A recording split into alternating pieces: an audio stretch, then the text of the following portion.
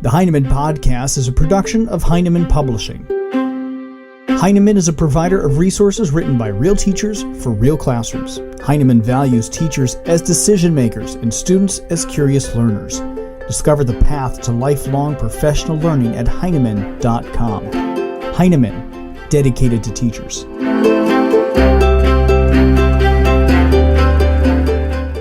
I'm Brett from Heinemann. Today on the podcast, bullying. Research shows that punishing students who bully is not enough, and we must begin every child's education by establishing relationship skills and building empathy among students. October is National Bullying Prevention Month, and all month long on the Heinemann blog we've been sharing resources and articles from Heinemann authors Lester Laminack and Reba Wadsworth. In 2012, Lester and Reba co-authored the book Bullying Hurts. Now, Bullying Hurts is not your same old anti-bullying guide. Lester and Reba show how read-alouds can be used as powerful tools to neutralize bullying behaviors and create community in the classroom. Throughout that, they detail what they call the layers of essential understanding, which adds to the resource. Now, we're breaking this conversation, up into two parts. Part one is with author Reba Wadsworth. We started our conversation on how to work towards a classroom of kindness every day. And, that is one of the things that I think is missing so much in education today is because our teachers are just being driven toward testing data to prove that they're doing what they need to be doing. And they launch into the academic part before they really start to build that community among the children. And one of the ways that I think is the easiest thing is just the way we model and the way we as the adults treat each other as adults and treat the children. Do we treat them with kindness and respect? And an easy way to do that, to model it, is to do it through our read aloud. Mm-hmm. And there are wonderful books out there now. Since we wrote the book, there's just been numerous outstanding books that teachers can use as a launching pad for the discussion that follows. And we don't have to put them into one of the layers, just to build that culture that children understand that bullying and trying to disrespect other people doesn't get us anywhere. And so we've got to build that culture from day one throughout the day as often as we can. And one of the things that's so detrimental is this system that so many teachers are required to use now. And you may not have been in classrooms lately to see this, but where teachers are required to look at negative behavior. And by looking at the negative, we're going to see the negative. Right. And when a principal demands that you do that, it really makes it even more difficult for a teacher to build that culture of kindness. I want to go back a little bit. You mentioned read-alouds, and they are such an important part of your book, Bullying Hurts. Why are read-alouds so vital to the process? Well, first of all, a read-aloud, Lucy Calkins said, the single most important thing that you can do in a day is to read aloud to your children. And by doing that, you are showing them fluent language. You're showing them, you're exposing them to rich vocabulary and to story. But if you pick your read aloud carefully, it does that. Plus, it gives kids the language to talk about and to notice bullying and, the situational kind of things. I was reading aloud last week to a group, a new book that had just come out about a little boy that was so envious of his best friend having a bike, and he knew he couldn't afford one, and how he went through, he found $100 bill that a lady in the grocery store had dropped. And so he put his foot over it till she walked on out of the store. And then he hoarded that $100, even though his mother couldn't afford to buy extra food for supper. But then that kind of behavior is a tempting kind of human reaction. He wanted the bicycle. He knew he couldn't have one, but then he found the $100 bill. So that gives kids a platform to talk about envy, to talk about selfishness, to talk about being honest. Because, and of course, the little boy in the story did return the $100, and it turned out that the lady that he returned the $100 to did not have any money at all to buy food for her family. So then, of course, it gave that situation for children to talk even more. Oh, yeah. Because, when you're 9 and 10 and 5 and 6, those kind of things, if you don't have the language and the vocabulary to talk about it, you have those anxious feelings inside. You also write about the layers of essential understanding. Can you kind of explain more about that idea? Okay, the layers are just a representation of the stages that you go through to get to bullying. We want children to recognize the fact that in this world, we are all special, we are all unique, we all have something that we do well. And so we want to appreciate that, and we don't have to put somebody else down to make ourselves look better. So that's layer 1. Then you move into layer 2, which talks about that even though we are all alike, there are some differences in us. Some of us like things that others don't like. Some of us walk differently. And then it progresses into the fact that there are many, many children who can't hear well, can't see well, but we still have that human trait, that human characteristic that makes us more alike than the ones that make us different. And then you move on into and this is where the respect really starts, is that we're different, but yet we've got to understand that when we act on the differences, that reflects what we truly believe about humanity.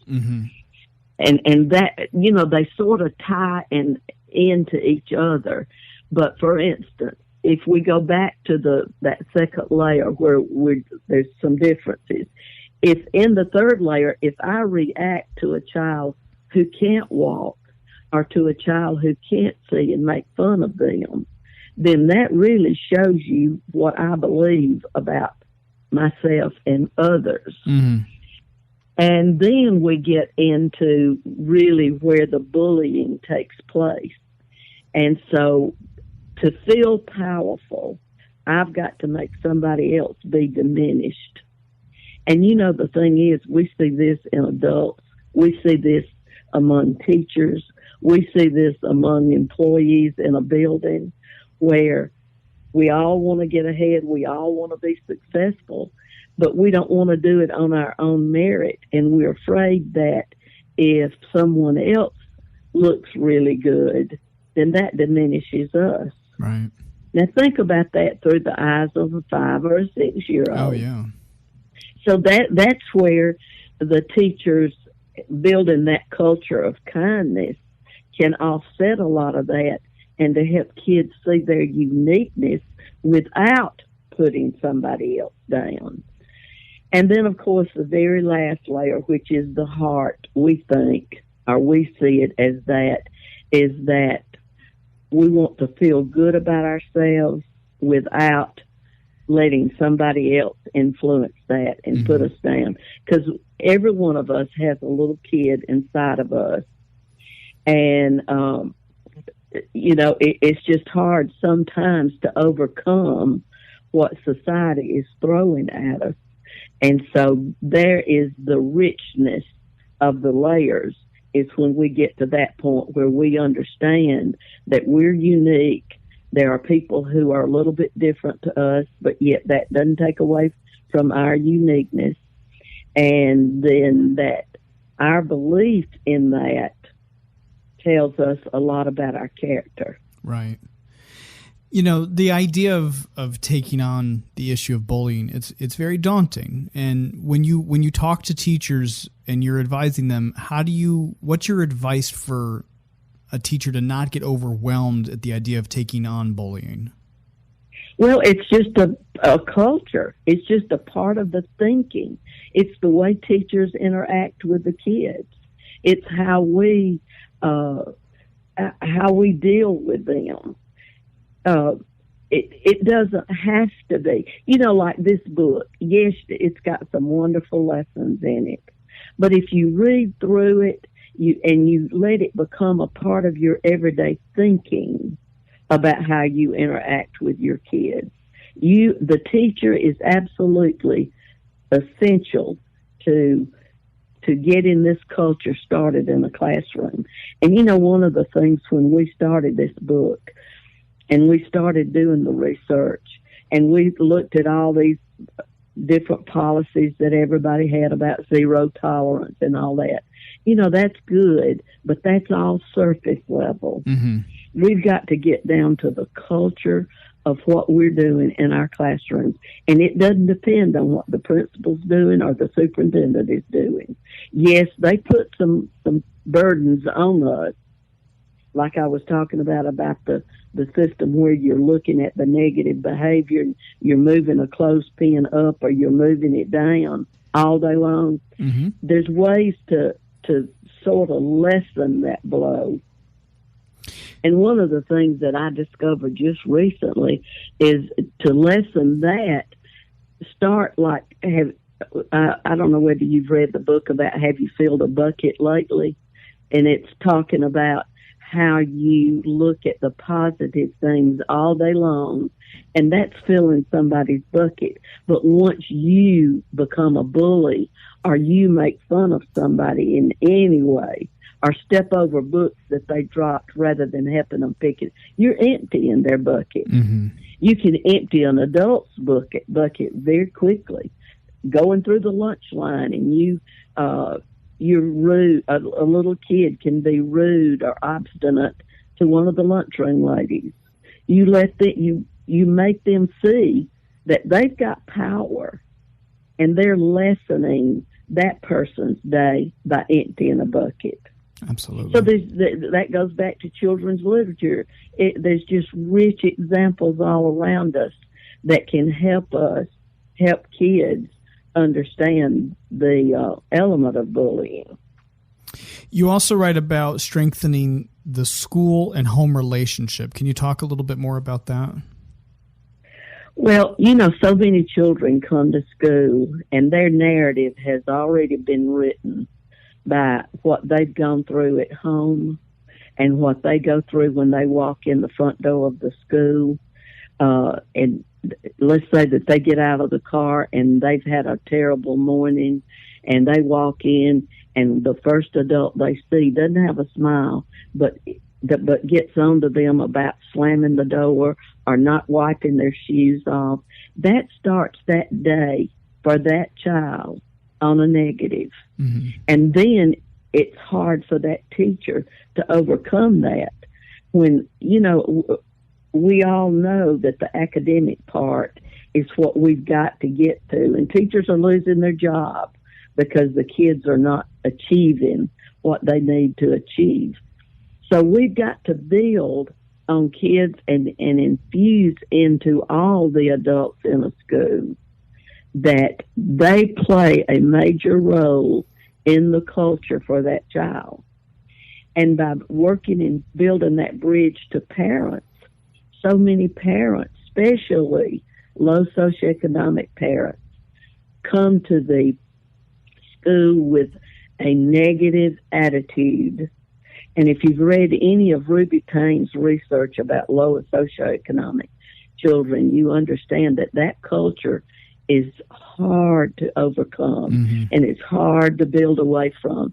It's hard to educate parents that you want that child to achieve, because in Ruby Payne's research, she says that most parents don't want the child to succeed above what they have achieved. And so they feel threatened by the school environment. So that puts an extra burden on teachers and principals and school personnel to build that bridge of a welcoming, friendly, accepting environment for the parents, because you want them to be the first line of support for their child. And parents won't, they're sending us the best they've got. So we've got to understand that and work with them and work to understand. The book came out in 2012. What new resources since then are you and Lester sharing with educators today? Well, pretty much the websites that we shared in the book are still very valid. Okay. And the major thing is the fact that the statistics have changed rapidly. And all we have to do is to turn on the TV or pull up Facebook to see bullying taking place in a much more aggressive and much more open way in just 4 years. Oh, yeah. Absolutely. And this election, oh my goodness, does it offer perfect examples of bullying behavior on everybody's part. Mm-hmm. And the more that comes out, the more we see, and we can flip to a certain page in our book and just read the behavior, and you can see it. And, I'm a huge football fan, and I love my team, but I'm not going to put down your team because I want you to love it just as much as I love mine. Right. And there's the adults setting the example in front of children. It's okay to bully about football. It's okay to bully about political beliefs. But it's not okay when you walk into a classroom to bully. So, see, you're giving kids a mixed message. And I think that's one of the most, this book is so powerful in the beginning thinking of what bullying culture does to any social situation. Right. Well, Reba, this has been fantastic talking to you. Thank you so much for your time. Is there anything else you want to add that maybe we missed? No, but I just think this book was so timely, and I thank Heinemann for recognizing the need for it. And I just implore teachers to really think about what they do as role models for kids. I'm telling you, our society needs it more right now than it needed it 4 years ago. My thanks to Reba Wadsworth for her time today. If you'd like more information on her book, Bullying Hurts, with co-author Lester Laminack, be sure to check out blogs and sample chapters from the book on Heinemann.com. Also, be sure to look for part 2 in our conversation with Lester Laminack. Lester and Reba's newest book, Writers Are Readers, is out now. You can find more on that topic also on Heinemann.com, including a special series of video blogs from the authors.